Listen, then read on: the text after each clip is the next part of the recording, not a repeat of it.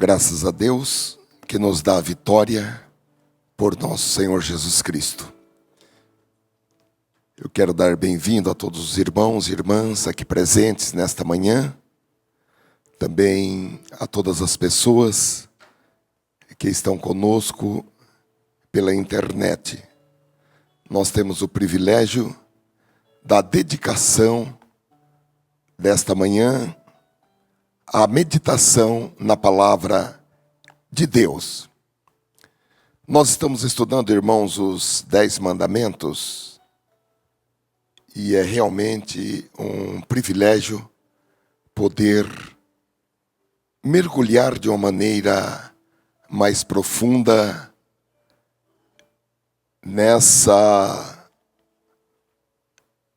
instrução que Deus deu ao povo de Israel a título de lei e que também é a base de toda a legislação mosaica que nós encontramos a seguir nos livros mesmo de Êxodo, de Levítico, de Deuteronômio, de Números e adiante.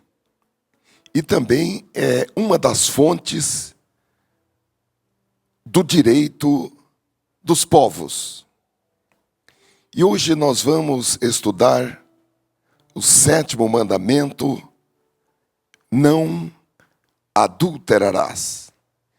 Eu tenho observado, irmãos, que à medida que nós vamos nos aprofundando no estudo desses mandamentos, que eu particularmente julgava simples, nós vamos observando que o poço é muito fundo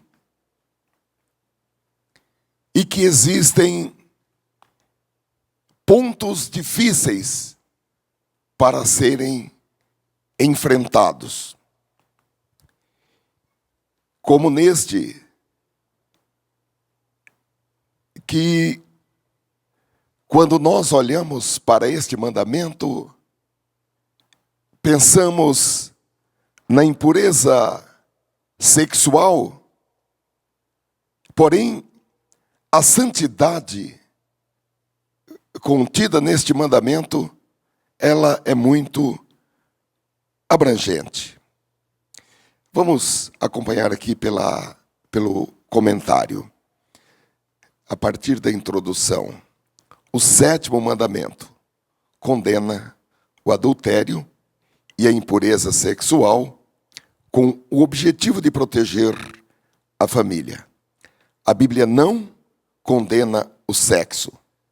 A santidade dele é inquestionável dentro do padrão divino, mas sua prática ilícita tem sido um dos maiores problemas do ser humano ao longo dos séculos. O 7º mandamento é tratado de uma maneira na lei. Este é o primeiro ponto que nós precisamos olhar com atenção, e de outra na graça. Um olhar no episódio da mulher adúltera, de João capítulo 8, mostra que tal preceito foi resgatado pela graça e adotado e adaptado a ela e não à lei. Isso significa, irmãos, obviamente não somente neste, como em outros, que nós precisamos, na interpretação e na aplicação da palavra de Deus, ter o Antigo Testamento em uma mão e o Novo Testamento na outra mão, porque é preciso fazer uma combinação completa entre, ou ao invés de entre, vamos falar, uma combinação da lei com a graça. E nós estamos sob o signo do Novo Testamento, que a nova aliança de Deus com os homens, que foi selada com a morte de Cristo na cruz do Calvário. Agora, meus amados irmãos, por incrível que pareça, o crente que está sob a lei de Cristo, ele está sob uma determinação que é mais abrangente do que a Torá. Por incrível que pareça. Porque a lei foi dada a Moisés. Os doutores, os intérpretes, desenvolveram a interpretação da lei. Mas quando aquele que com o seu dedo escreveu a lei, aquelas tábuas que foram quebradas por Moisés, quando ele foi chamado para dizer qual era o verdadeiro espírito da lei, porque não há ninguém que possa melhor dizer o que diz a lei, senão aquele que escreveu a lei. Quando ele foi chamado para dizer o que diz a lei, ele falou: a interpretação de vocês é uma interpretação relativa, não é uma interpretação completa. Então, o que Jesus disse acerca deste sétimo mandamento do Antigo Testamento foi mais abrangente do que até então se entendia. Porque o entendimento até então era que o que a lei proibia era o adultério constatado pelo fato físico. Como nós lemos nos vários versículos, todos eles dizem: quando o homem se deitar com. Agora Jesus falou: a intenção no coração já é suficiente para se consumar. Ou seja, ele disse: basta o olhar impuro. É o bastante, é o suficiente para se dizer: há pecado de adultério consumado por causa do olhar e do sentir no coração. Os irmãos estão vendo como vai ficando mais difícil? Vejamos, no nosso comentário, o sétimo mandamento, abrangência. Trata de um tema muito abrangente que envolve sexo e casamento num contexto social contaminado pelo pecado.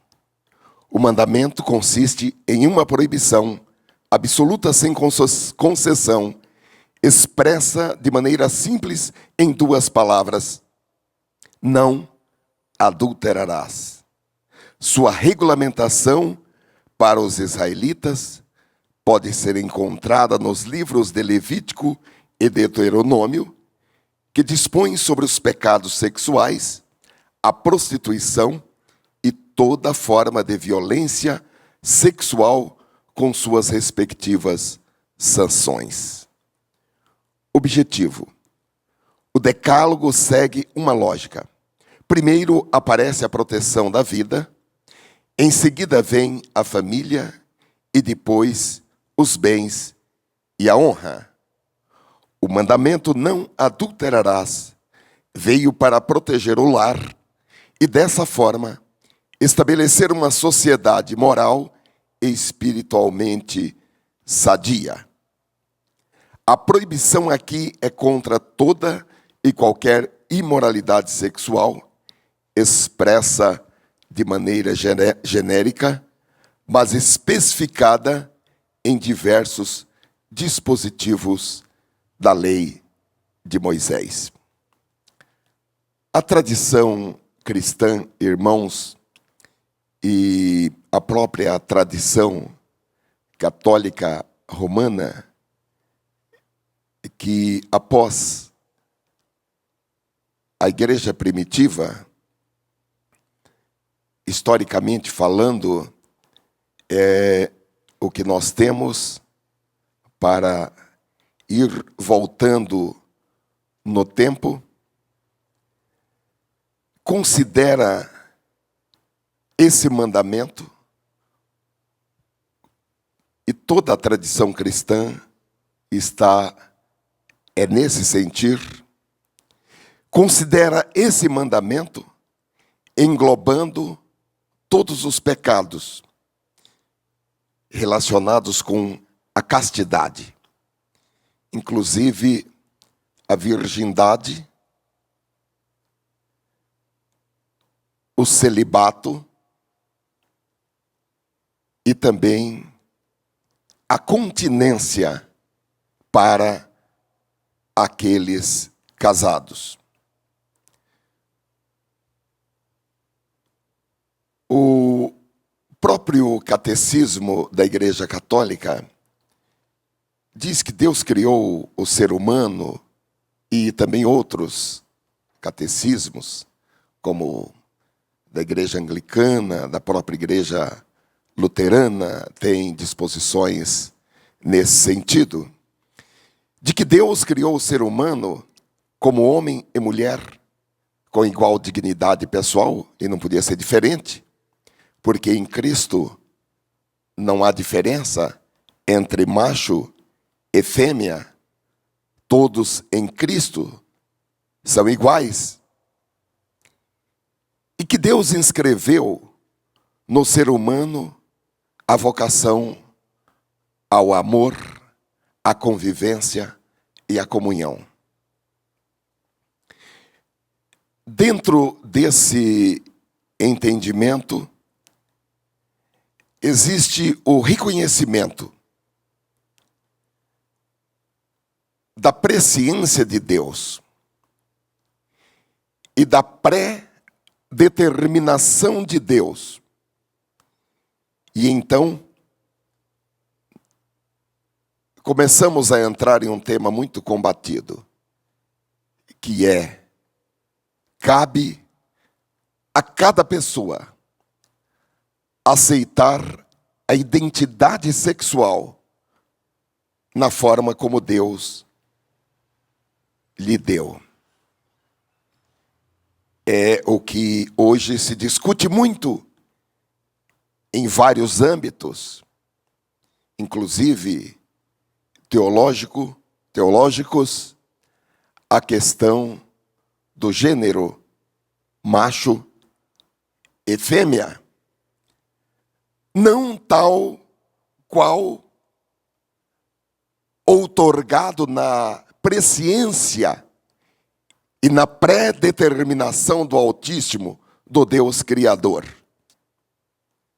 Então, dentro desse entendimento, compete a cada um aceitar a sua identidade sexual, tal qual Deus deu. Em outras palavras, Deus não errou ao estabelecer alguém para o sexo masculino ou para o sexo feminino. Deus não erra. Então, deve o ser humano reconhecer a importância da sua identidade sexual, reconhecendo todas as consequências dessa identidade sexual para o seu corpo, o seu espírito e a sua alma, bem como as consequências que dizem respeito à complementaridade por meio de um companheiro ou de uma companheira. É com base, por exemplo, irmãos, nesse mandamento, que a doutrina católica proíbe a fertilização in vitro e a inseminação artificial de mulheres que não conseguem engravidar. Eu não sei se os irmãos já pensaram a respeito disso, relacionando esse mandamento com questões ligadas à fertilização in vitro e à inseminação artificial. Tanto uma quanto a outra, tanto a inseminação artificial como a fertilização in vitro, são formas diferentes de fecundação com acompanhamento médico, é a chamada gravidez assistida, que sai fora do padrão comum e usual de se fazer bebê.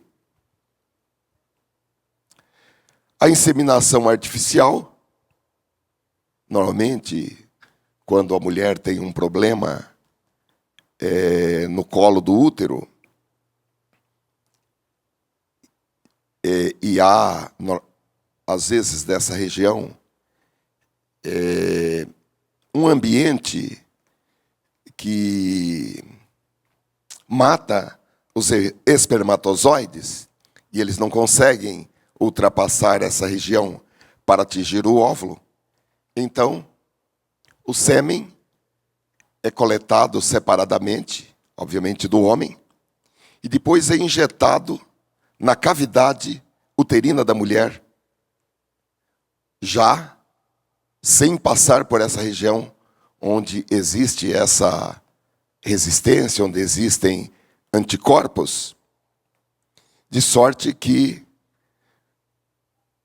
os espermatozoides, livre dos inimigos que impediriam o seu trajeto, podem fecundar os óvulos.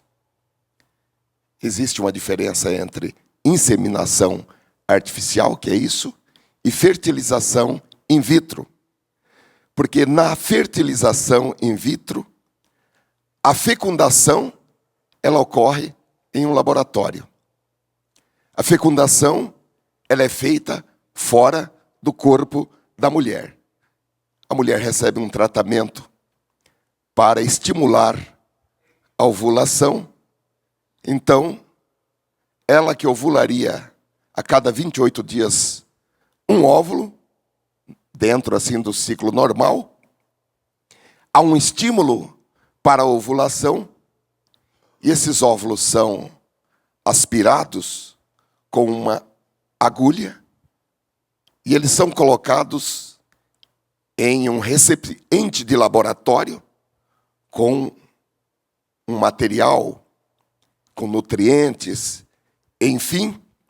E depois os espermatozoides, que foram anteriormente coletados, são depositados naquele mesmo, vamos falar, tubo de laboratório, que não seria um tubo, seria um recipiente, onde estão os óvulos, e o óvulo é fertilizado e ele é nutrido para começar a reprodução das células, e depois, já formado um embrião, mais ou menos 2 ou 3 dias depois daquele óvulo fertilizado, esse embrião é colocado no útero da mãe. Como os irmãos sabem, geralmente, como são colocados mais de um embrião, aumenta a chance de nascimento de gêmeos, trigêmeos ou até mais crianças. Por isso é tão comum nessas hipóteses o nascimento de mais de um bebê. E essa técnica é usada por mulheres que após a menopausa não ovulam mais, só que decidem engravidar. Há casos que a mulher, durante o seu período, retirou óvulos e deixou esses óvulos congelados, ou por meio de uma terceira mulher que doa o óvulo que vai ser fertilizado e depois esse óvulo ele é reimplantado diretamente no útero da mulher que pretende ter a gravidez. Eu até peguei algumas fotos de mulheres que depois dos 60 anos engravidaram e deram à luz buscando por meio de fertilização in vitro. Deixa eu ver aqui.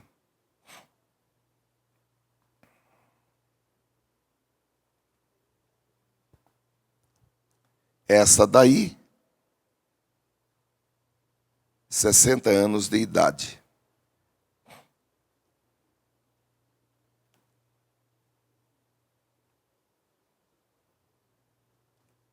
Só um minutinho, vai devagar para eu poder acompanhar aqui, que eu não coloquei os nomes aí para eles.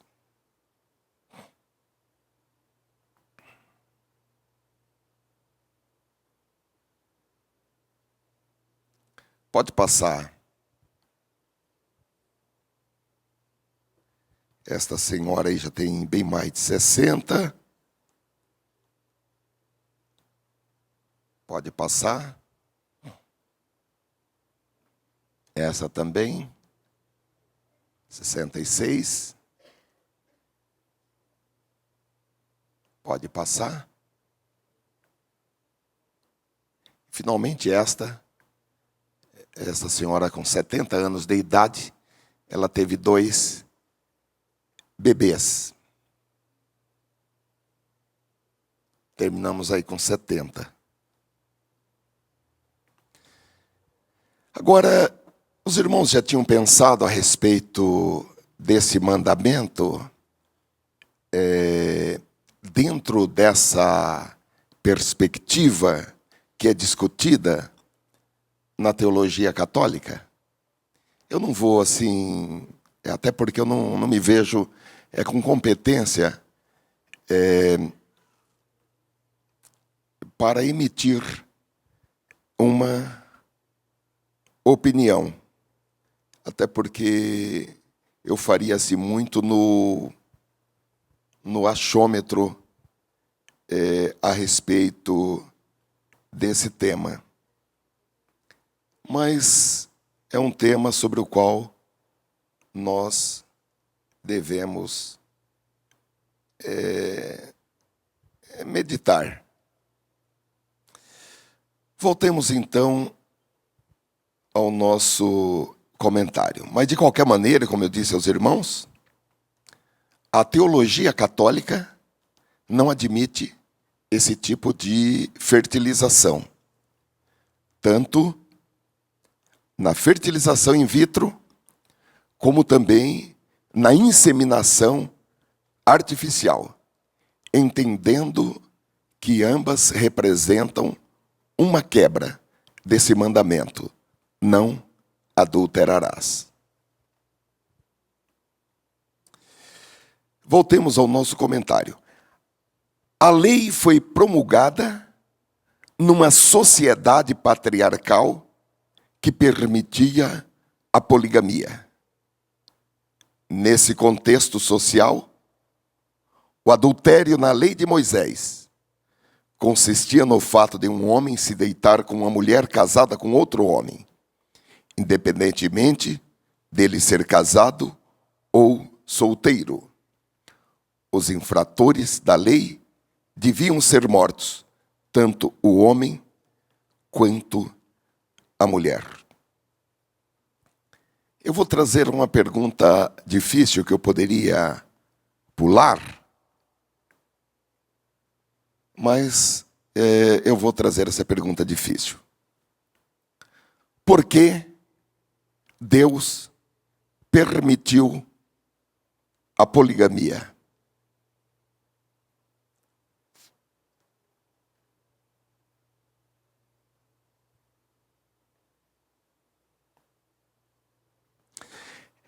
A questão da poligamia na Bíblia, irmãos, é muito interessante.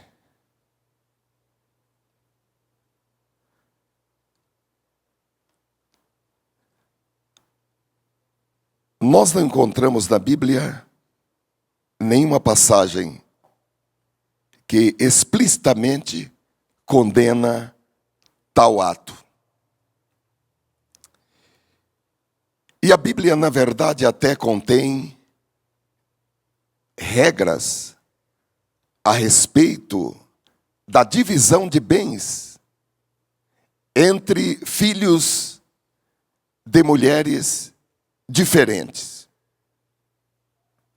O primeiro exemplo na Bíblia de poligamia, na verdade não seria poligamia, seria bigamia, está em Gênesis capítulo 4, versículo 19, quando diz: e tomou Lameque para si 2 mulheres. E vários homens importantes da Bíblia eram polígamos. Nós podemos citar de forma resumida Abraão, Jacó, Davi, Salomão e outros que tinham várias mulheres. No segundo livro de Samuel, capítulo 12, versículo 8, quando Deus foi falar com Davi a respeito, por meio do profeta Natã, a respeito da mulher de Urias e da atitude de Davi para tirar Urias de circulação, através do profeta Deus disse que se as esposas e concubinas de Davi não fossem suficientes, que ele teria preparado mais para Davi. A Bíblia diz que Salomão tinha 700 mulheres e 300 concubinas, de acordo com 1 Reis, capítulo 11, versículo 3. Agora, irmãos, como nós podemos lidar, como nós podemos encarar esses exemplos de poligamia no Antigo Testamento? Eu sei que para mim seria muito mais fácil eu ler o comentário da lição, passar sem enfrentar esses problemas, né? Que são mais difíceis e comprometedores. Agora, além daquela primeira pergunta que eu fiz, por que Deus permitiu a poligamia no Antigo Pacto, no Antigo Testamento? Existem outras duas que devem merecer a nossa atenção, a nossa reflexão e o nosso pensamento, que é como Deus enxerga a poligamia hoje, e a outra, por que houve mudança.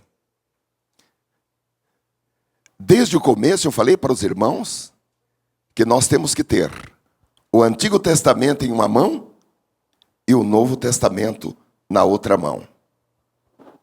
Eles não se conflitam, eles não são contrários, eles se complementam e fazem a transição da lei para a graça.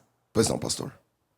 Basicamente, eu acho que toda essa questão, o que permeia tanto o adultério, como a poligamia ou bigamia, divórcio, o que permeia tudo é a dureza do coração. Porque o plano inicial de Deus foi um homem, uma mulher. Um homem e uma mulher. Não é um homem, não é uma mulher, mas um homem e uma mulher. Inicialmente, o plano de Deus. E eu creio que não só inicialmente, para começar, mas para finalizar. Lá em Paulo, escrevendo em uma das suas cartas, ele diz que é necessário que o bispo seja marido de uma só mulher. Já estamos no tempo da graça, lá no tempo de Paulo, e ele diz, marido de uma só mulher. Então eu creio que, basicamente, é a dureza do coração, essa insatisfação, porque o fato, quando Deus não me satisfaz, uma mulher não resolve para mim, 2 não resolvem, 1 milhão não resolve, 2 milhões não resolve. Porque o homem sem Deus, ele vira um saco sem fundo. Ele quer mais. Foi o que aconteceu com Satanás.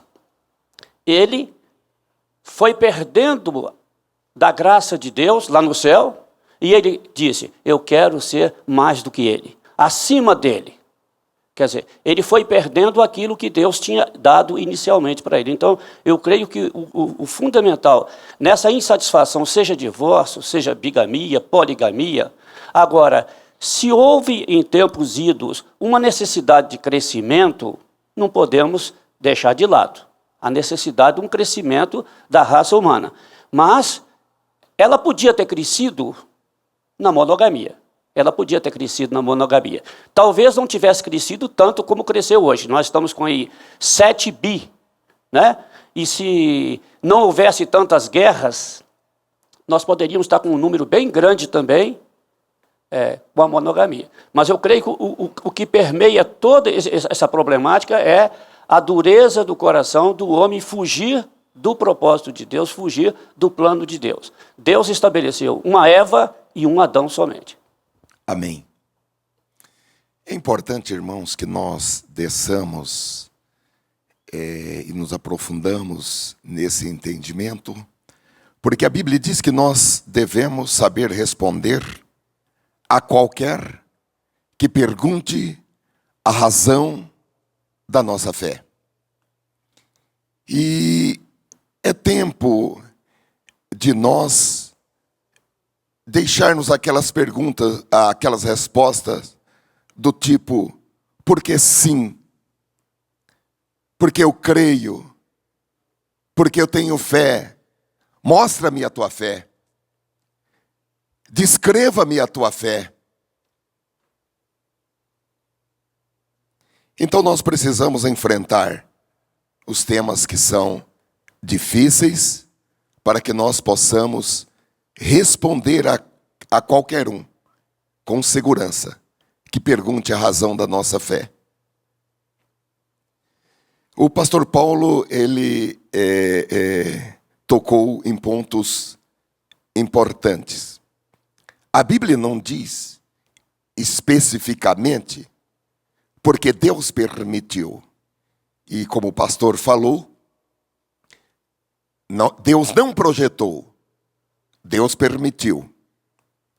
Mas nós podemos fazer algumas conjecturas, especulações, com um olhar notadamente, vamos falar assim, antropológico.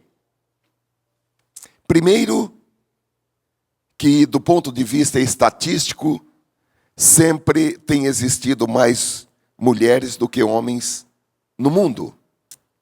Atualmente, 50,5% da população mundial é composta por mulheres, enquanto existe 49,5% de homens. Agora, uma diferença de 1% na população mundial é algo considerável.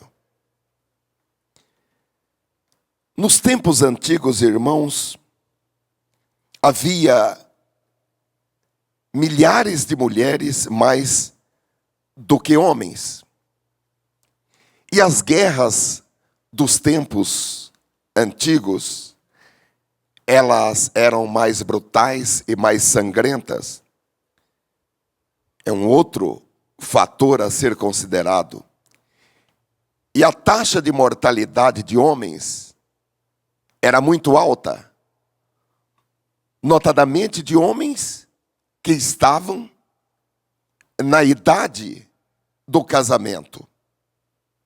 Isso ainda resultava num número muito maior de mulheres. Um outro fator, irmãos, que pode ser considerado e que os estudiosos apontam é que nas sociedades patriarcais era praticamente impossível que uma mulher solteira ou viúva, ou que tivesse recebido carta de divórcio, que ela providenciasse alimentação, roupas, moradia. Os irmãos se lembram que na sociedade patriarcal, as mulheres não tinham o direito de ter propriedade, elas não tinham propriedade, não tinham frequentemente, não tinham profissão.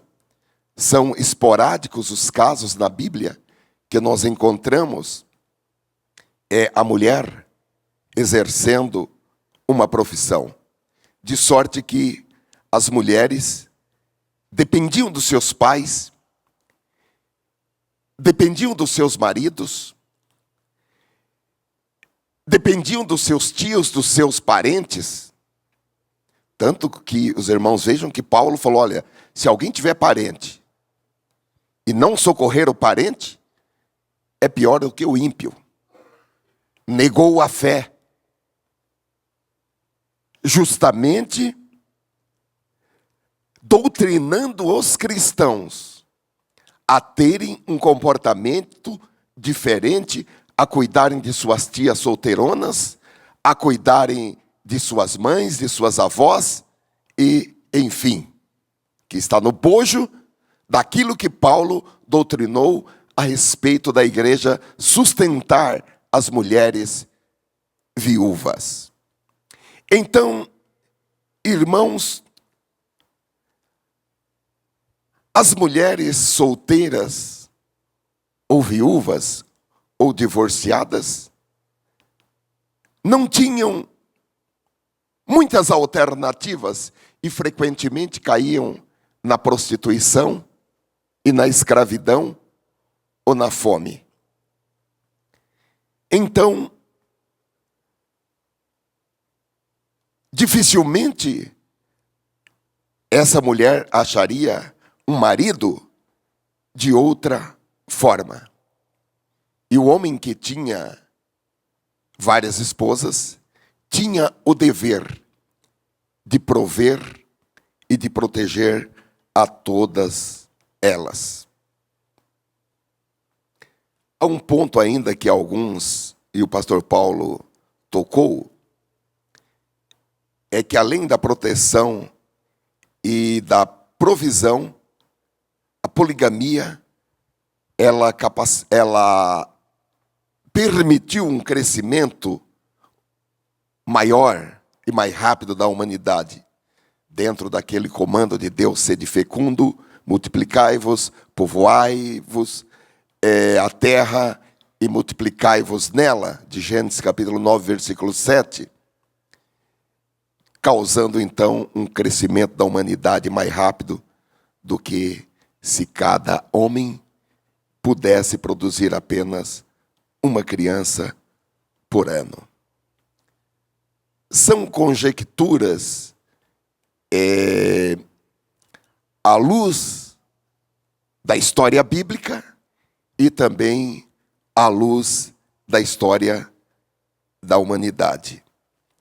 Agora, como Deus enxerga a poligamia nos dias de hoje?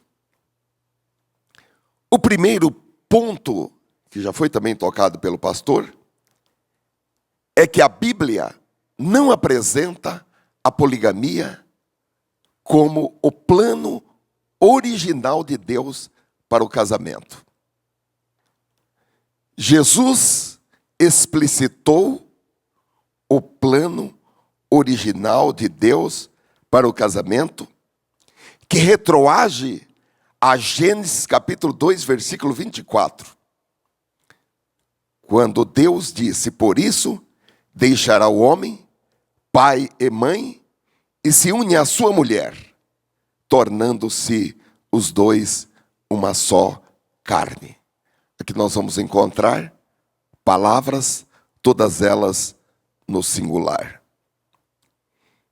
Em Deuteronômio capítulo 17, do versículo 14 ao versículo 20, Deus disse que os reis não deviam multiplicar as suas esposas, não deviam multiplicar os seus cavalos e não deviam também multiplicar o seu ouro. Evidentemente, isso aqui não era um comando terminativo de Deus para que os reis não tivessem ouro, para que os reis não tivessem cavalos, para que os reis fossem monogâmicos. Mas a leitura que se faz é de uma recomendação muito explícita do próprio Deus. E nós podemos ver isso claramente como a quebra desse preceito trouxe consequências na vida de Davi, na vida de Salomão. 1 Reis capítulo 11, diz o rei Salomão, versículo 1, o rei Salomão amou muitas mulheres estrangeiras. Aqui, na verdade, a crítica em relação à proibição que Deus havia feito, mas podemos tomar como parâmetro. O rei Salomão amou muitas mulheres estrangeiras, além da filha de Faraó. Eram mulheres moabitas, amonitas, edomitas, sidônias e hititas. Elas eram das nações sobre as quais o Senhor tinha dito aos israelitas: vocês não poderão tomar mulheres dentre essas nações, porque elas os farão desviar-se para seguir os meus deuses, os seus deuses. No entanto, Salomão apegou-se amorosamente a elas. Casou-se com 700 princesas e 300 concubinas, e as mulheres o levaram a desviar-se. À medida que Salomão foi envelhecendo, suas mulheres o induziram a voltar-se para outros deuses, e o seu coração já não era totalmente dedicado ao Senhor, o seu Deus, como fora o coração de seu pai, Davi. Agora, irmãos, no Novo Testamento, Paulo, nas recomendações para a liderança espiritual, em diversos textos, e nós poderíamos apontar 1 Timóteo capítulo 3, versículo 2, e também versículo 12, Tito capítulo 1, versículo 6, Paulo fala em marido de uma só esposa, uma só mulher. Agora, mesmo que essas qualificações elas sejam, nesses textos específicas para posições na liderança espiritual, mas evidentemente que elas devem ser adotadas por todos os crentes, por todos os cristãos. Não só esta, como outras que são relacionadas com o comportamento do cristão no meio social onde ele vive, no meio familiar onde ele vive e também na igreja onde ele vive. São temas difíceis, mas são temas que nós temos que enfrentá-los para poder ter um entendimento e sair daquelas respostas genéricas, como disse aos irmãos, porque sim, porque eu creio. Não, nós precisamos de um pouco de aprofundamento no conhecimento da palavra de Deus. Voltemos ao comentário da nossa lição sobre o ponto 2, infidelidade. Adultério é traição e falsidade. É a quebra de uma aliança assumida pelo casal diante de Deus e da sociedade, uma infidelidade que destrói a harmonia no lar e desestabiliza a família. A tradição judaico-cristã leva o assunto a sério e considera o adultério um pecado grave. Trata-se de uma loucura que compromete a honra e a reputação de qualquer pessoa, independentemente de sua confissão religiosa ou do seu status social. Os mandamentos de Deus, irmãos, eles não são dirigidos a uma religião ou aos religiosos. Os mandamentos de Deus são dirigidos a todos os seres humanos, de todas as épocas, de todas as classes sociais, de sorte que a quebra do mandamento do Senhor, o próprio Salomão diz que é loucura. E ele diz: tomará alguém fogo em seus braços, sem que os seus seios ou seu ventre se queime. O segundo ponto, o sexo antes do casamento.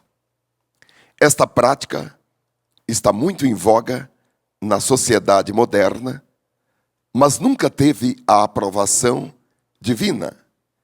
E por isso os jovens devem evitar essas coisas. Em Israel, os envolvidos em tal prática, desde que a mulher não fosse casada ou comprometida, não eram condenados à morte. A pena era menos rigorosa, mas o homem tinha de se casar com a moça, pagar uma indenização por danos morais ao pai da jovem e nunca mais se divorciar dela. Nós vamos ler esse texto adiante. Hoje, esse tipo de pecado requer aplicação de disciplina da igreja, mas nem sempre o casamento deles é a solução. Eu acredito que esse é um tema, assim, também muito difícil, porque hoje é comum os namorados dormirem na casa das namoradas e já começam a dormir no mesmo quarto. E a notícia que se tem é de que isso tem sido assim no meio cristão, muito tolerado.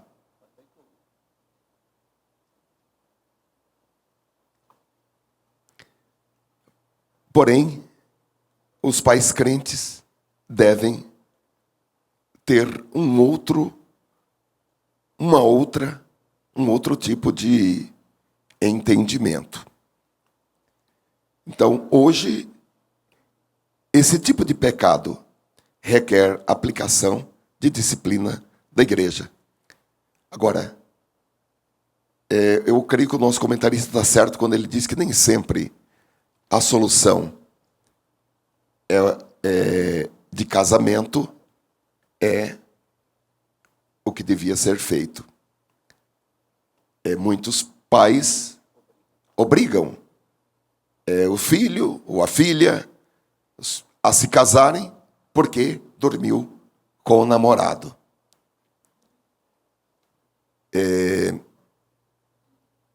É algo que o casamento, porque um erro não justifica outro erro, irmãos. E a Bíblia diz que um abismo chama outro abismo.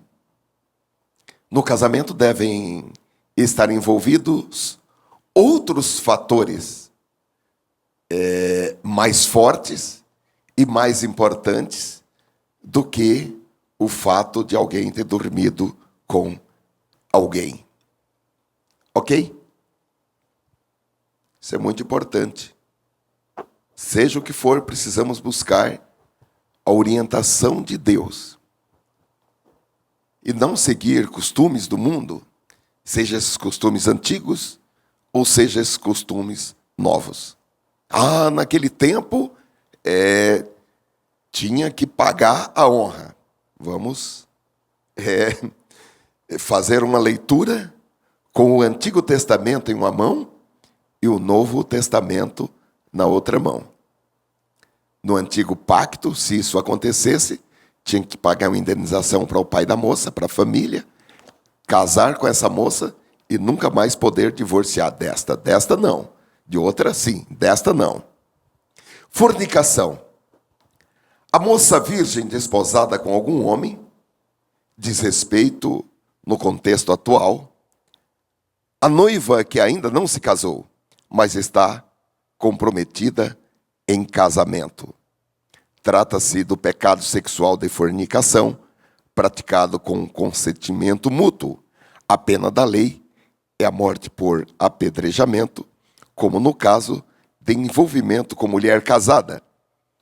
A razão desta pena vai além do simples ato, pois se trata da quebra de fidelidade, porquanto humilhou a mulher do seu próximo.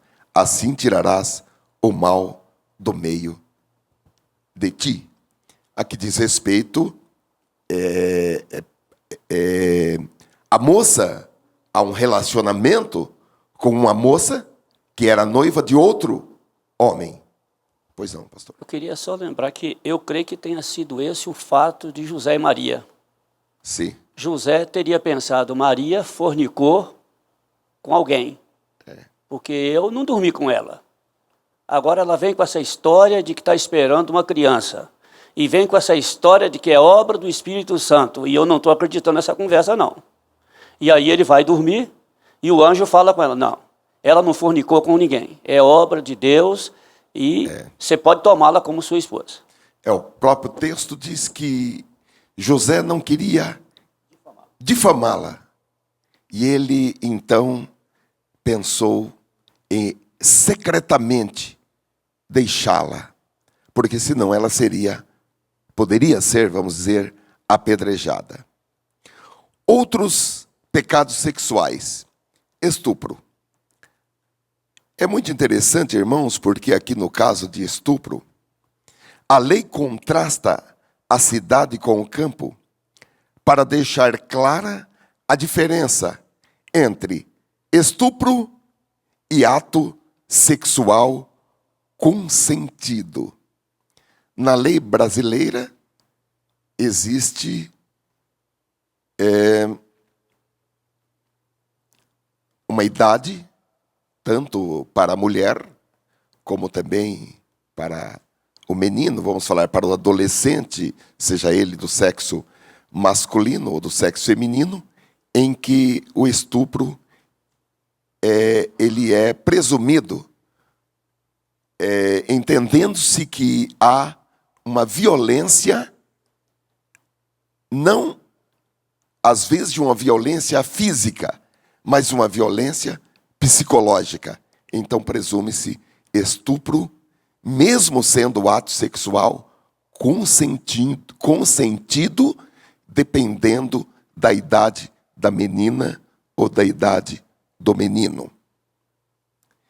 Agora, a lei aqui, ela faz uma diferença entre estupro e o ato sexual consentido. Os versículos 25 a 27 tratam do caso de violência sexual na cidade e no campo, pois no campo a probabilidade de socorro era praticamente nula e a moça era forçada a praticar o ato. Neste caso, somente o estuprador era morto, acusado de crime sexual, e a moça era inocentada. Vamos ler esses versículos em Deuteronômio capítulo 22. Nós vamos ler primeiro do versículo 25, 26 e 27.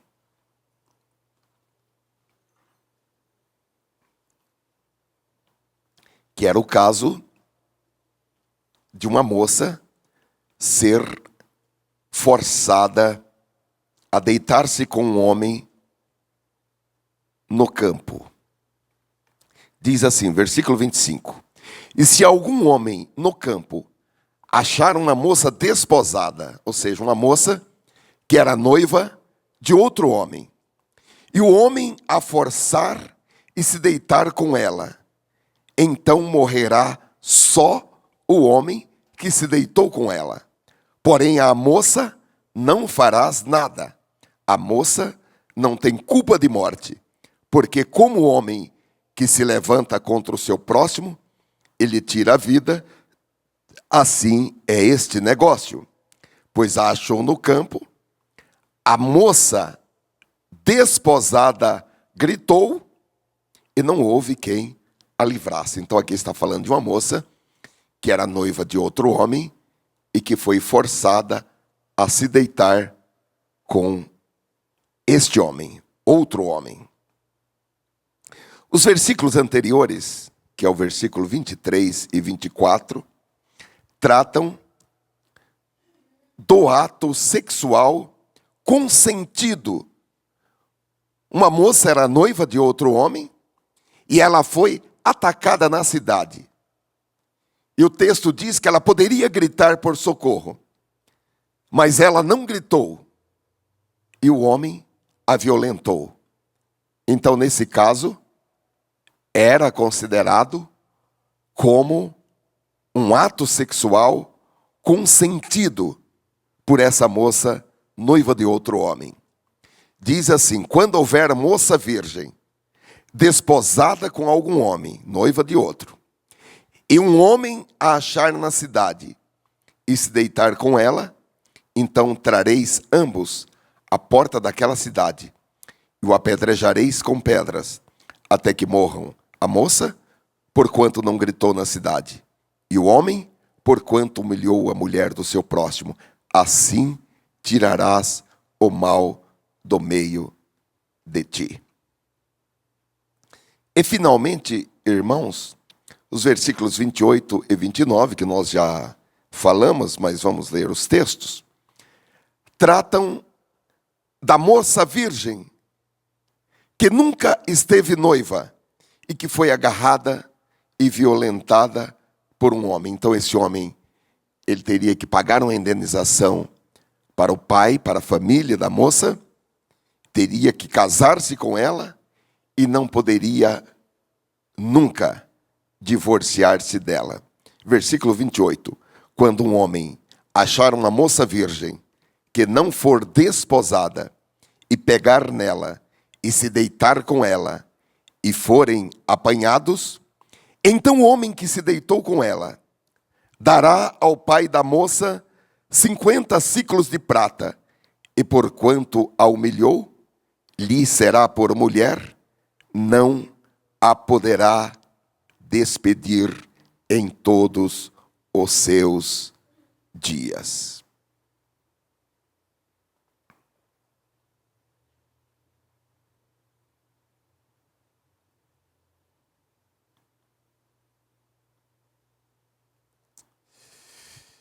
O ponto seguinte diz respeito ao incesto.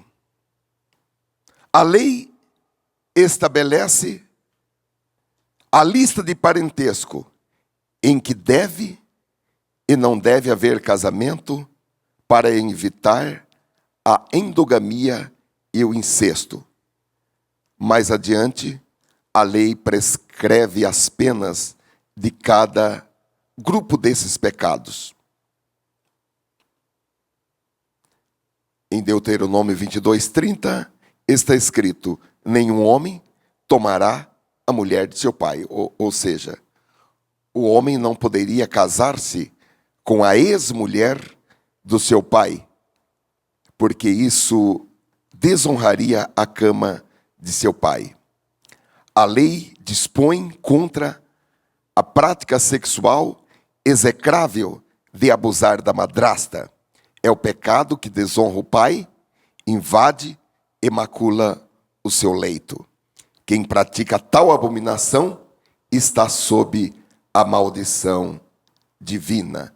Deuteronômio 27:20 diz: maldito quem se deitar com a mulher do seu pai, desonrando a cama do seu pai, e todo o povo dirá amém. Na lei, o assunto pertence ao campo jurídico e a condenação prevista é a morte, conforme Levítico, capítulo 20 e versículo 11. Entretanto, estamos debaixo da graça e por essa razão o tema é levado à esfera espiritual, cuja sanção se restringe à perda da comunhão na igreja, conforme aquele caso relatado em 1 Coríntios, capítulo 5, a partir do versículo 1.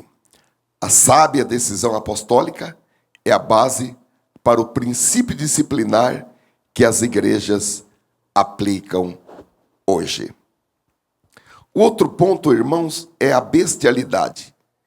É uma aberração sexual, tanto masculina como feminina, contra a qual a lei dispõe, tendo como sanção a pena de morte, seja para o homem, seja para a mulher e também para o animal que devia ser morto, conforme Levítico, capítulo 20, versículos 15 e 16.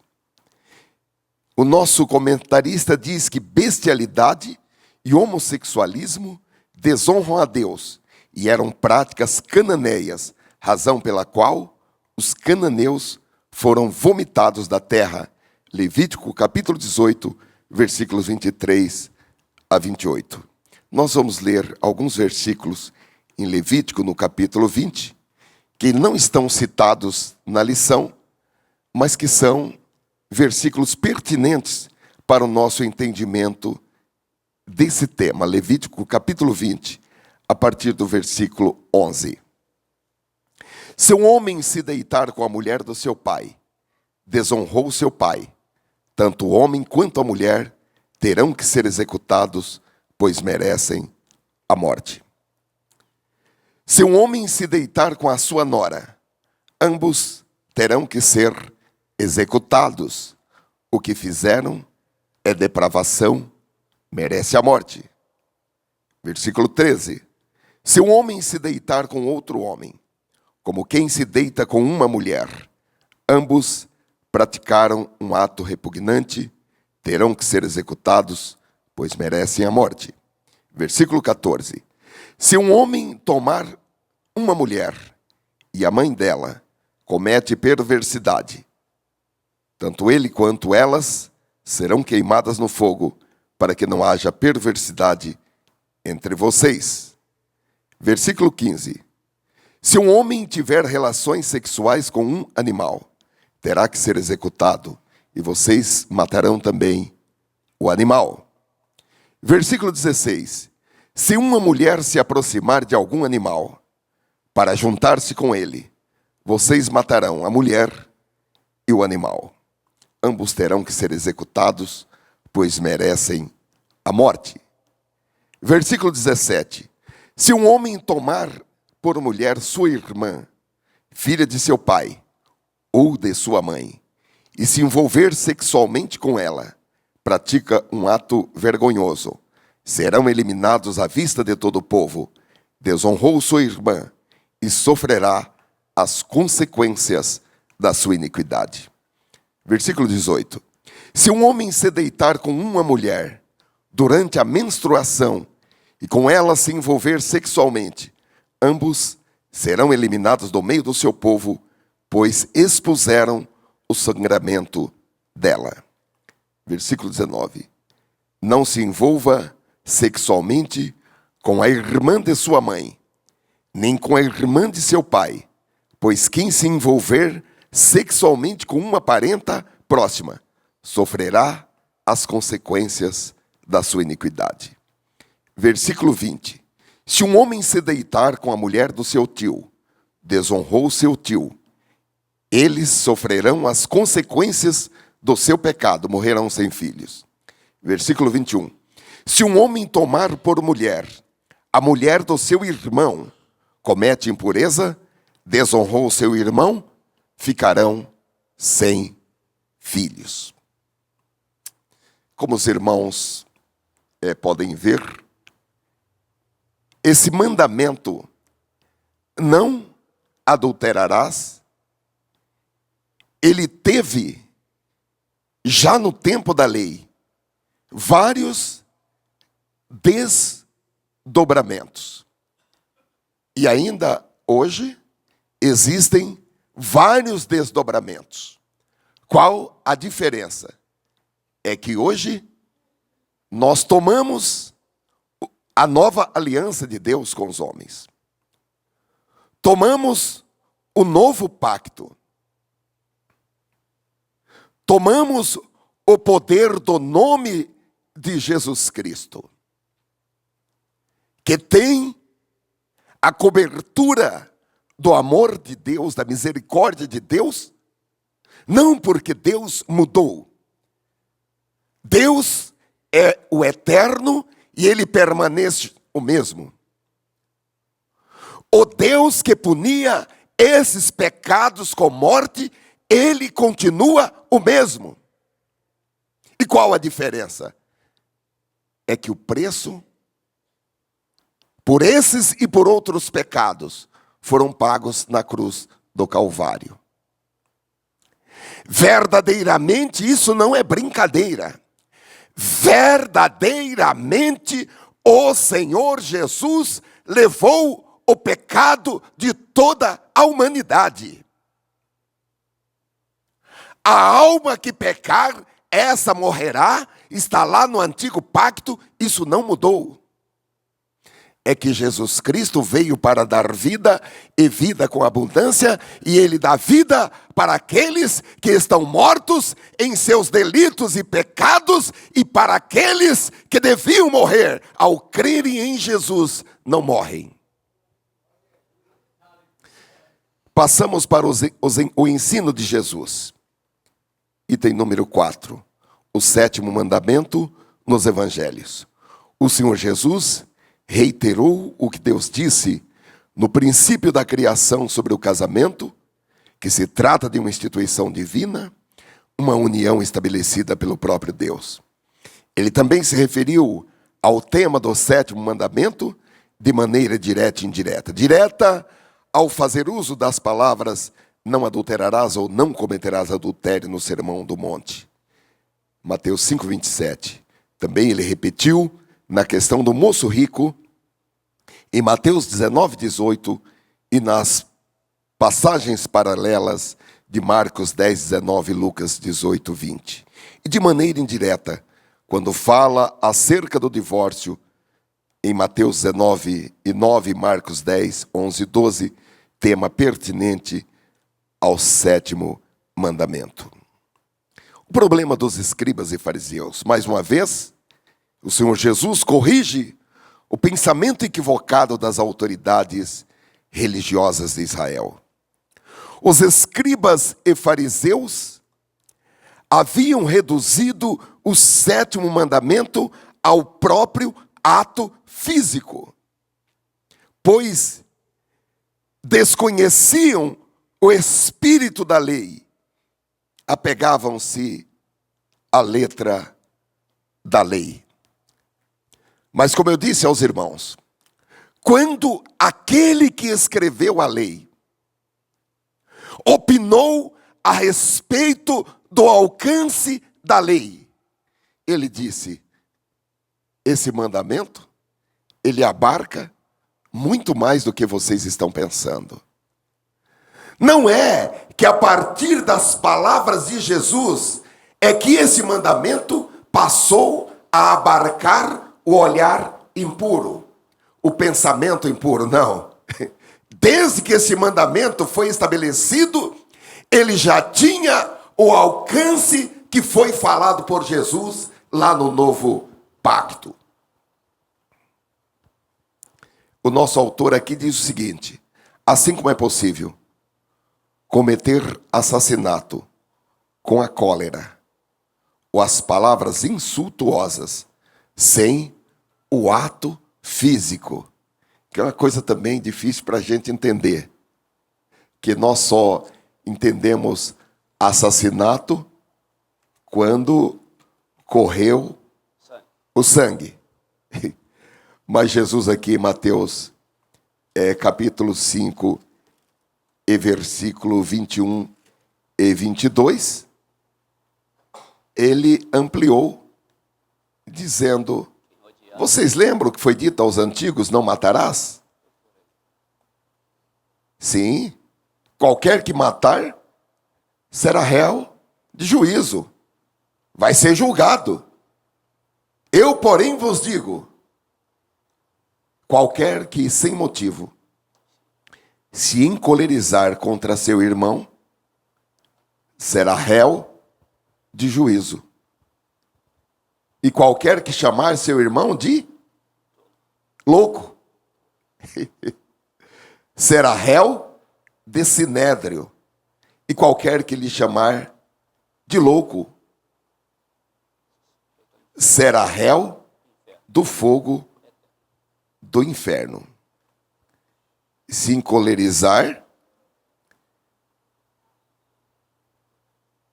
aqui está falando,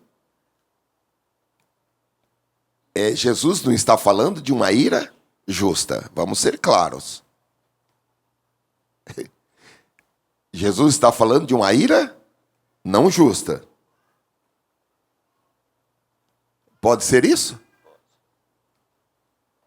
Ou não? Vamos ler novamente o texto? Eu, porém, vos digo que qualquer que sem motivo se encolerizar contra o seu irmão será réu de juízo. Uma ira não justa. Agora, não termina aqui. E qualquer que chamar seu irmão de raca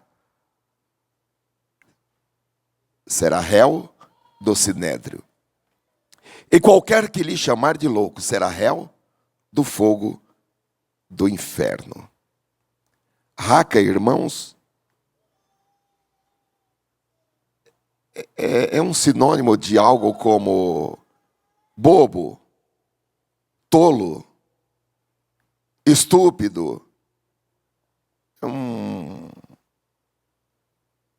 um juízo a respeito de uma pessoa de maneira desprezível. E qualquer que chamar o seu irmão de louco, também é uma atitude de desprezo, aqui diz, será réu do fogo do inferno. Então o nosso autor aqui diz, da mesma forma, como é possível cometer assassinato com a cólera ou palavras insultuosas, sem o ato físico, da mesma forma é possível cometer adultério só no pensamento. Olha, irmãos, que Deus tenha misericórdia de nós. A concupiscência, e isso daqui é muito importante. A diferença entre olhar e cobiçar. O pecado é o olhar concupiscente. O sexo é santo aos olhos de Deus, desde que dentro do casamento, nunca fora dele.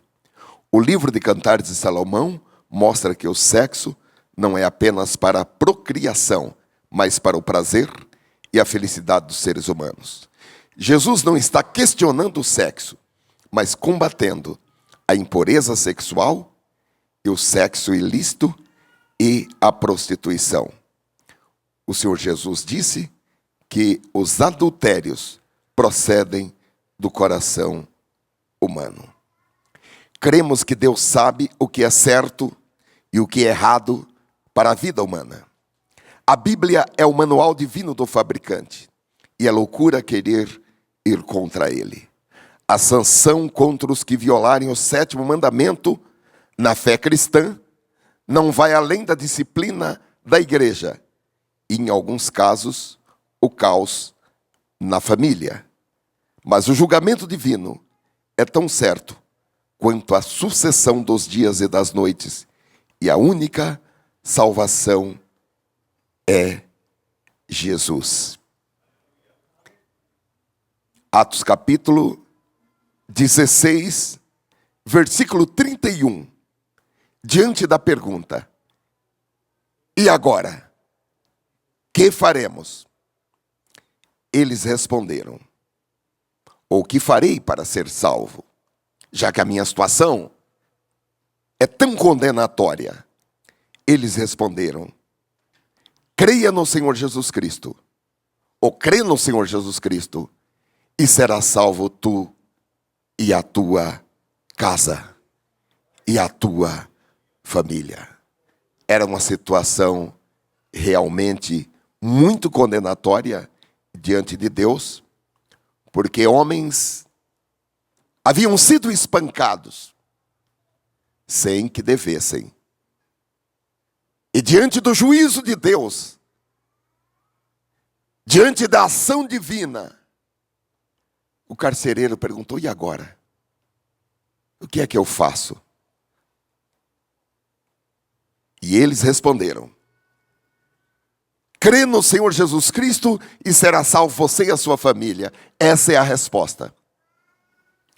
Essa é a resposta para qualquer situação que se apresente como uma situação calamitosa, como uma situação grave.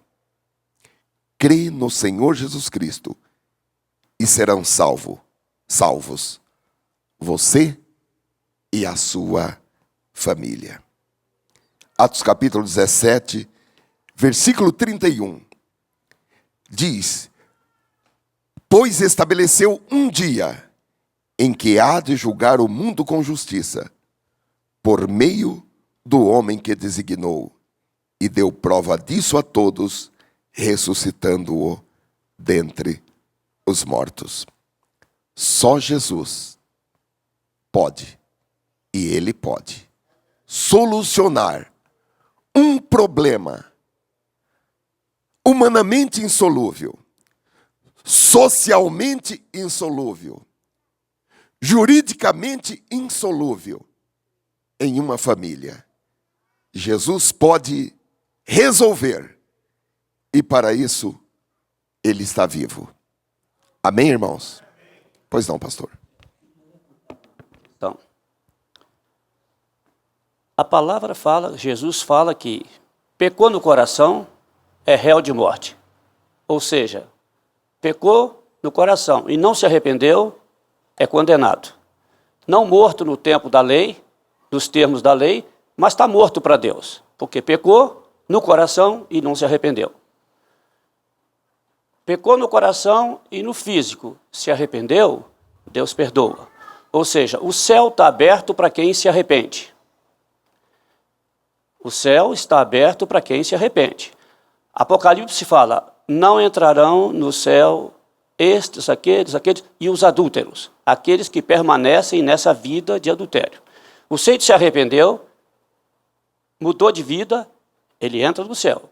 Porque o sacrifício de Jesus o alcança, porque o sacrifício de Jesus só alcança aquele que se arrepende e abandona. Aquele que matava, não mate mais. O que roubava, não roube mais. O que adulterava, não adultere mais. Agora, vamos ver a questão das consequências do ato do adultério mental e as consequências do ato mental acompanhado do ato físico. Porque o mental prejudica a pessoa que cometeu o adultério, mas não alcança a terceiros. O ato físico, ele alcança a pessoa e a terceiros. Então, as consequências têm um alcance maior. E aí eu queria levantar a questão. A pessoa que comete um pecado, como o caso do adultério, ou, vamos tomar outro caso, o roubo. A pessoa que cometeu o crime de roubo, ela perde a confiança, socialmente ela perde a confiança. Eu não daria uma tesouraria da minha firma para o camarada que tem um passado de meter a mão no alheio. Porque eu não sei se ele vai querer repetir. Agora, no adultério, por exemplo, um pastor que adultera, ele arrependeu, ele fez os devidos reparos do erro dele, se arrependeu, o céu está aberto para ele. Agora, na sua opinião, como que fica esse ministério no sentido dele continuar pastoreando, sendo pastor, se não houve arrependimento, não há reparos, como é que ele fica perante a igreja? Bom, irmãos, eu tenho uma opinião assim muito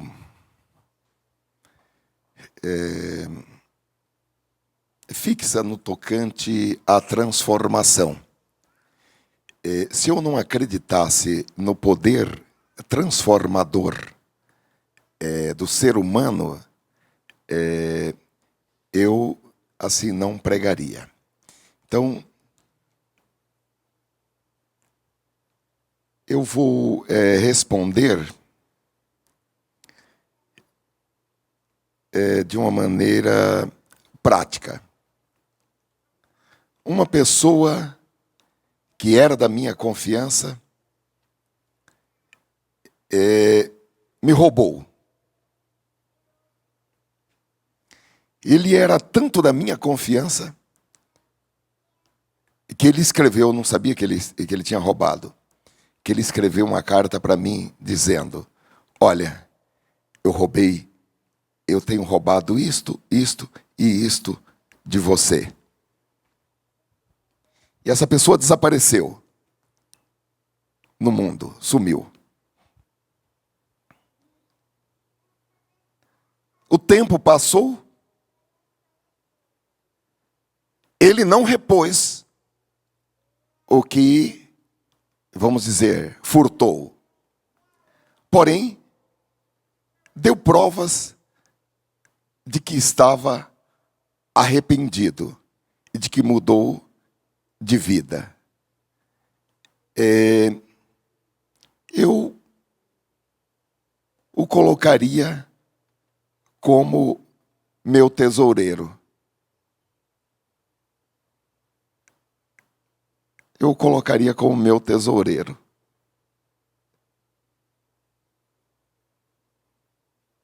Estou respondendo de maneira prática do que eu penso. Não é nem que eu colocaria, eu coloquei como meu tesoureiro. Então, eu realmente creio, não no arrependimento por força do pensamento, do esforço, de terapias, da ressocialização pelos mecanismos humanos que são empregados para ressocializar as pessoas que cometeram ilícitos. Eu creio verdadeiramente que eu aposto nisso. Se alguém está em Cristo, nova criatura é. Eu realmente, irmãos, eu acredito que o mais vil pecador, não que eu também tenho dificuldades para perdoar. Eu também tenho coração duro. Ainda não cheguei lá. Ainda estou em processo, mas eu realmente acredito que se alguém está em Cristo, nova criatura é. As coisas antigas se passaram e tudo se fez novo. É difícil para a gente acreditar, irmãos, que Deus perdoa. Eu confesso para os irmãos que eu tenho dificuldades, assim, para acreditar que Deus perdoa. Mas como está na palavra e os exemplos que nós vemos no dia a dia, é que o Senhor perdoa, não resta outra alternativa senão para dar o braço a torcer e falar, Ele perdoa. Vou continuar com a pergunta. Eu sou insistente, porque eu gosto das coisas bem claras. Bem claras. Essa pessoa era crente, esse que que lhe roubou, ele era crente? É difícil falar se era crente, porque ele havia aceitado Jesus. Sim, ele confessava. Ele confessava. Ele, pelo menos por um tempo, deu mostra de ser nova criatura. Olha, vai ser difícil nós chegarmos a um acordo, pastor, porque eu realmente acredito. Certo. Eu acredito no perdão, acredito na restauração. Eu mesmo, pessoalmente, tenho dado assim, muitas oportunidades pessoais para pessoas que, do ponto de vista do mundo, seriam indignas. Sim. Mas eu acredito e abraço e considero. Então vai ser assim difícil, porque realmente eu não estou assim teorizando. Certo. Eu estou falando de uma coisa prática. Certo. Eu estou falando de uma coisa que eu fiz. É que eu não posso descer a pormenores. Certo. Mas no caso que eu levantei a outra questão, do caso do pastor. Porque eu vivi na minha família, e eu sei de caso também, de que a pessoa era tida como nova criatura e tornou a aprontar, coisa que eu acompanhei de perto. Agora, eu levantei a questão do caso de que a pessoa, o céu está aberto para ela. Eu não falei do céu fechado, eu falei do céu estar aberto do arrependimento. Mesmo que a pessoa já conhecesse a Cristo, no caso do pastor, que ele, liderança, ele à frente de igreja, ele se arrepende, o céu está aberto. Agora, eu falei a questão da desqualificação para estar à frente do rebanho. É isso essa questão que eu levantei. Eu teria que responder para o pastor de maneira assim, coerente com a nossa denominação, que tem uma posição que tem sido praticada assim, nas convenções de pastores da Assembleia de Deus. Os pastores que são afastados por pecado de adultério, esses pastores são colocados em observação e acompanhamento pastoral, diria assim, monitorado pelo seu pastor, e depois de um certo tempo, tendo dado provas, ele é reintegrado no ministério. Então, a nossa igreja tem tido esse tem sido assim o procedimento da nossa igreja em vários casos aqui no Brasil, que pastores foram afastados do ministério e depois foram reinseridos e voltaram a pastorear igrejas. Passa, por favor, pastor. Permita-me. Normalmente, quando se fala do divórcio, quando é permitido o divórcio? Alguém diz, olha, pelo adultério. O divórcio ele é permitido não pelo adultério, mas pela dureza do coração. O coração é tão duro que Deus permitiu, então, que houvesse o divórcio. O que nós temos que tomar cuidado é com essa questão do resultado do pecado, da consequência do pecado. Na Bíblia, ninguém é condenado pelo resultado ou pela consequência. Não é pelo posterior, mas por aquilo que ele praticou. Ele adulterou. Deus não olha o que aconteceu, o depois. Ele adulterou, ele é condenado, então, pelo seu adultério. Houve o arrependimento, é o filho pródigo. Voltou para casa, o pai vai restituir aquilo que ele tinha. Como colocou dentro da nossa denominação, seguindo-se todos os procedimentos possíveis, vai ser restituído. Mas o que nós temos que nos cuidar é com a dureza do nosso coração. Tem hora que nós ficamos olhando, mas essa pessoa não se arrependeu, essa pessoa não pode, mas não é pelo que ela fez, é o meu coração que não aceita. E por que eu digo que temos que tomar cuidado? Eu acho difícil uma pessoa com coração duro ser cristão. Eu acho difícil uma pessoa com coração duro entrar no céu. Jesus Cristo perdoa até mesmo aqueles que feriram o seu lado ali na cruz do Calvário. Então eu acho que esses julgamentos, esses valores que queremos colocar, temos que colocá-los segundo a Bíblia e segundo Cristo, que é o nosso exemplo máximo que devemos seguir. Obrigado, pastor. Obrigado, pastor. Nós temos 2 participações pela internet, irmãos. A Marisete, que pergunta, eu acho que o pastor, na palavra do pastor Paulo, ele já respondeu essa pergunta da irmã Marisete. Ela pergunta: o pecado do adultério traz pobreza para a família? Eu acredito que já foi respondido pelo pastor. Também o Costa, ele pede para comentar sobre o seguinte: a lei do Brasil não reconhece o adultério como crime, porque até pouco tempo o adultério era considerado como crime no Código Penal brasileiro.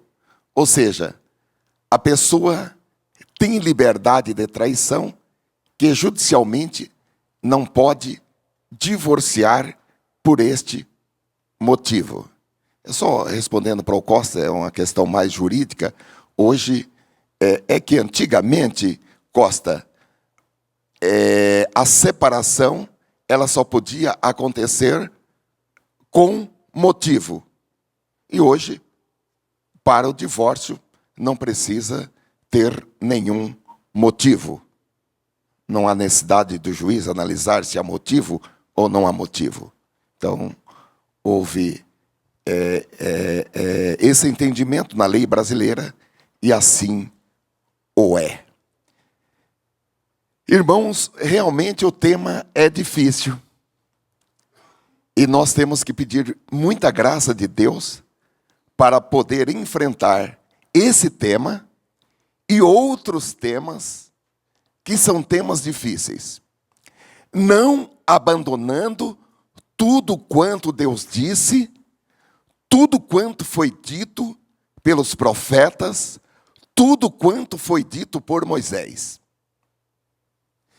Lembramos que quando Jesus falou a respeito do rico e Lázaro, Jesus tornou a enfatizar: eles têm Moisés e os profetas com eles. A palavra, a lei de Moisés, ela não está abandonada. Nós não estamos pegando esses versículos e removendo da nossa Bíblia. Do Gênesis ao Apocalipse, a Bíblia, ela é a palavra de Deus. Está tudo em vigor. Aí por que os homens não são mortos hoje? Porque Jesus morreu.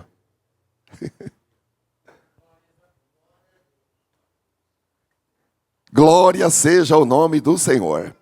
Irmãos, nós somos felizes em termos nascido nesse tempo que é o tempo da graça.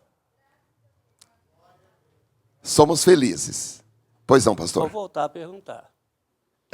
Ananias e Safira estavam no tempo da graça ou da lei? Estavam no tempo da graça. Da graça. E eles mentiram e morreram. Sim. Davi, no que ele fez, Deus falou assim: pelo muito sangue, é o pecado, ele matou. E ele estava fazendo guerras de Deus, hein? Ele estava fazendo guerras de Deus. Pelo muito sangue que você derramou, você não vai poder construir o templo. E a Bíblia é clara que, entre outras coisas que Deus se entristeceu muito com Davi, foi o caso de Urias. E a casa de Urias, a casa de Davi, nunca mais voltou a ser o que era antes. Então não vamos tirar problema de consequência, não. Deus olha o pecado, Deus perdoa o pecado, mas as consequências permanecem. Não, sem dúvida. Tanto consequências físicas, como consequências sociais, como consequências em todos os espectros e âmbitos que o pecado gera consequências. Não é porque a pessoa aceitou a Jesus e ela contraiu AIDS em múltiplos parceiros sexuais, que porque ela aceitou Jesus, não que ela não possa ser curada, ela pode ser curada. Mas nós não podemos falar, ela será curada. Ela pode ser curada. Há poder para que ela seja curada. Mas não necessariamente ela será curada porque aceitou a Jesus ou porque cheirou drogas a vida inteira, aceitou Jesus, é salva. Mas as consequências na saúde podem perdurar. Só. Agora, ainda hoje, irmãos, a Bíblia diz que os pecados de alguns homens, eles são julgados ainda nesta terra. Isso. Outros aguardam o juízo final. Agora, isso daí fica numa esfera de juízo que pertence ao juiz. Pois não, pastor? Eu creio que eu esqueci o que eu ia falar. Vou tentar lembrar aqui. Lembrei. Eu tenho para mim que a doutrina da Assembleia, das doutrinas que eu conheço por aí, seja uma das boas, posso dizer, até onde os meus olhos alcançaram, a melhor doutrina. Mas eu teria muito receio de dizer que todas as decisões dos concílios superiores da Assembleia de Deus sejam restritamente toda e completa a perfeita vontade de Deus. Ou seja, a Assembleia de Deus pode errar. A Assembleia de Deus pode errar. Realmente, irmãos, o pastor tem razão. A perfeição, a perfeição é só com o Senhor. Amém, irmãos? Vamos estar de pé e vamos dirigir um momento de oração. Você que está conosco pela internet, qualquer que seja a situação que você, ou alguém da sua casa, ou alguém da sua família esteja passando, nós queremos dizer a você que há solução em Deus para todos os problemas, ainda que sejam os mais difíceis nessa área, como por exemplo, as questões ligadas ao incesto, as questões ligadas ao abuso sexual. Existem soluções em Deus.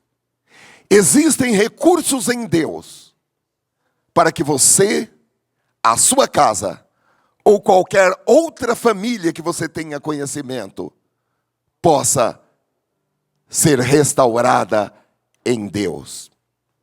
E o que Deus diz é: eis que faço nova todas as coisas. Creia no Senhor. Leve Deus para a sua casa. Leve a palavra de Deus para a sua casa. Santifique a sua família.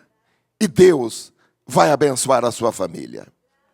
Se você conhece alguém que passa por situações difíceis na família nesse âmbito, leve uma palavra de fé. Leve uma palavra de encorajamento. Leve uma palavra de esperança. Porque há esperança.